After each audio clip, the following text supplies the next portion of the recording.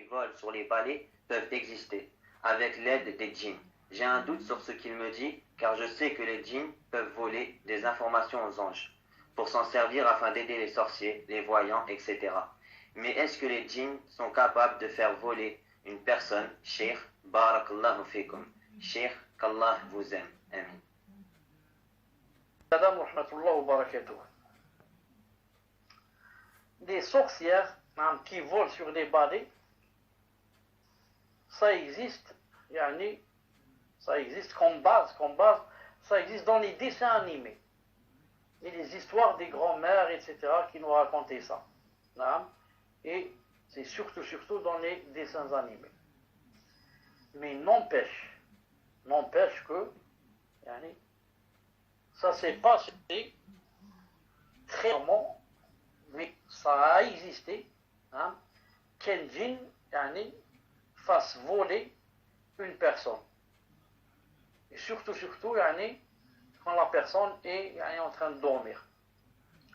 Et Ibn Taymiyyah alayhi rahmatullah a lui-même cité dans ses fatawa une histoire qui s'est passée à une personne qui, chaque année, quand elle voulait aller au Hajj, il y avait un chameau. Et cette personne, quand elle voulait aller au Hajj, qu'est-ce qu'elle faisait? Elle allait vers un endroit spécial, une montagne, monter sur le sommet de la montagne, et tous les gens venaient la voir pour ceux qui ne croyaient pas. Ils disaient peut-être c'est pas vrai, c'est seulement une histoire. Et les gens allaient se regrouper, des centaines, des milliers, je ne sais pas quand, je ne sais pas combien, et la personne montait sur le sommet de la montagne, et on voyait un chameau venir, un chameau avec des ailes, un chameau qui vole. Vous avez vu un chameau voler? Jamais de la vie. Ibn Taymiyyah dit, le chameau veut arriver, se poser sur le sommet de la montagne, la personne montait dessus et partait vers le Hajj. Tous les gens restaient là, ébahis, étonnés, qu'est-ce qui se passe? Et si tu ne crois pas, regarde avec tes yeux. Tu entendais seulement parler, maintenant tu as vu avec tes yeux. Chaque année comme ça. Quand cette personne est morte, les gens ont dit au fils de cette personne qui est morte, pourquoi toi, tu n'irais pas à tel sommet, à telle montagne, où ton père, il en avait l'habitude que le chameau venait lui prendre. Il a dit, moi je n'ai rien à voir avec cette affaire-là, et comment je viendrai, je ne sais pas, je ne comprends pas. Ils lui ont dit, vas-y, tu ne perds rien. Mets-toi là-bas et attends, peut-être qu'il viendra pendant ces moments du Hajj.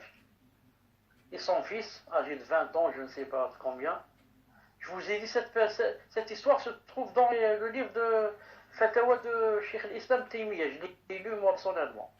Son fils est allé. Donc j'ai oublié de dire que le chameau, quand il prenait cette personne, quand c'est le retour, c'est le chameau aussi qui le ramenait.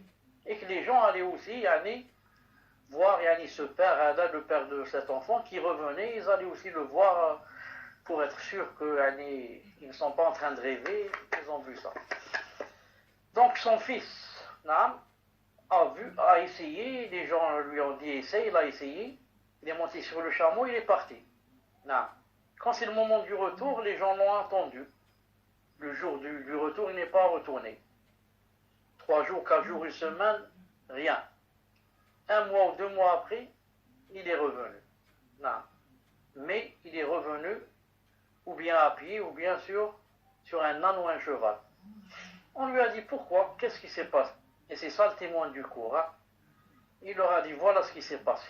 Quand le chameau est venu, pour la première fois, je suis monté dessus, il a volé.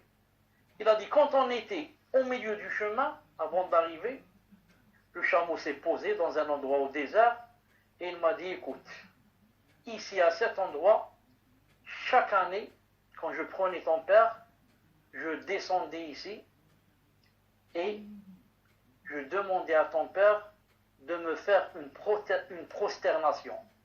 car je suis un djinn qui suis venu sous forme de chameau.